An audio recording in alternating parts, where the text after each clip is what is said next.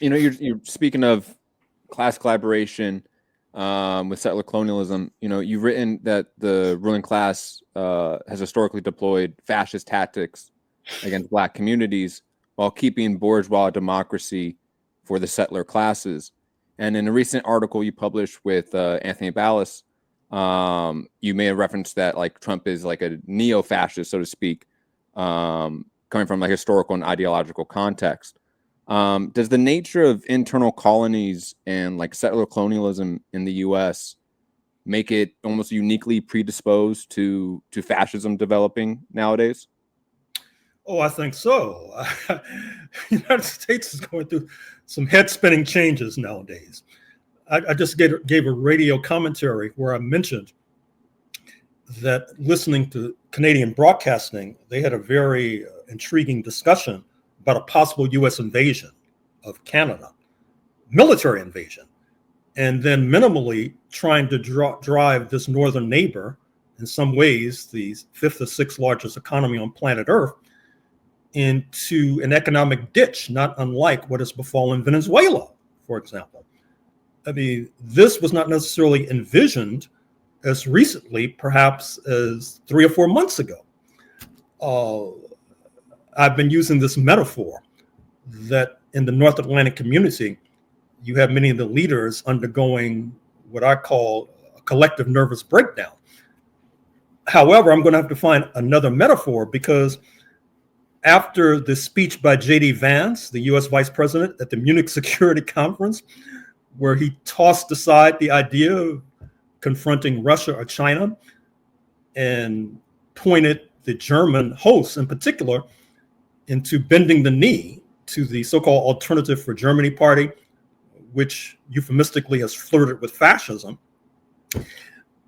After he spoke, the organizer of the conference came to the podium and burst into tears. I mean, I kid you not.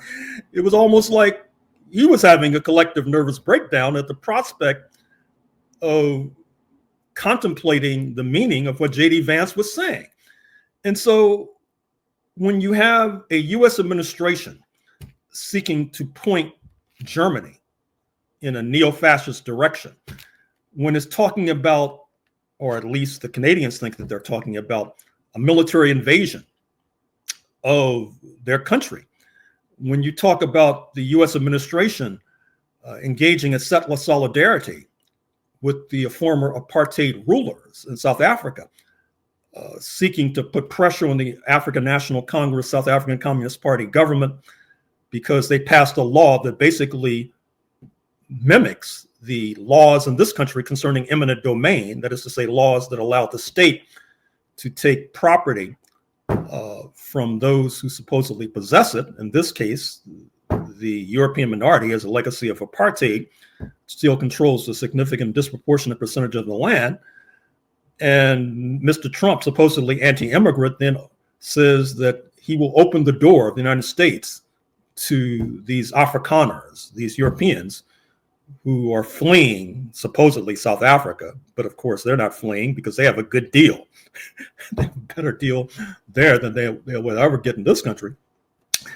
Footnote, however, that you cannot separate that latter point from the remarkable presence of refugees from apartheid in the inner circle of Mr. Trump, starting with first buddy Elon Musk, David Sachs, the AI and crypto counselor in the White House, who, of course, is a refugee from apartheid, Peter Thiel, who kickstarted J.D. Vance's political campaign, not only had roots in Johannesburg, but in South Africa and illegally occupied Namibia.